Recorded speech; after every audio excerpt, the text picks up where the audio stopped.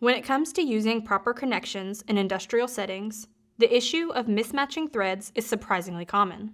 In this video, we will show you how to identify thread types and determine thread compatibility. There are 4 steps to identifying thread types. Step 1. Is the thread male or female? If the threads are on the outside of the fitting, it's a male thread.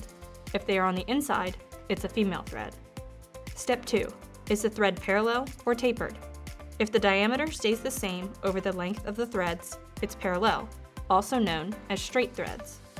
Tapered threads decrease in diameter. If you're not sure, use a pair of calipers and measure the diameter at the top and bottom of the fitting. Parallel threads include NPSH, NPSM, NST, and BSPP. They require the use of a gasket to make the seal. Tapered threads include NPT, NPTF, BSPT, and metric tapered. These threads require PTFE tape or pipe dope to create a seal on the thread taper. Step 3. What's the pitch? Thread pitch refers to the space between threads.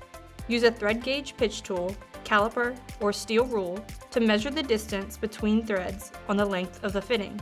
For metric threads, the pitch is expressed in millimeters between each thread. For all other threads, the pitch is considered the number of threads per inch. Step 4. What's the thread diameter? Use a caliper or OD tape to measure the outside diameter of a male thread and the inside diameter of a female thread.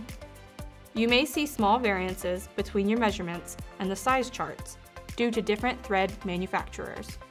Once you know all the details of the threads, you must make sure your fitting makes a compatible connection. The best way to determine which male and female fittings are compatible is to use a compatibility chart. Properly identifying and matching threads is an important practice that can dramatically reduce the odds of an accident.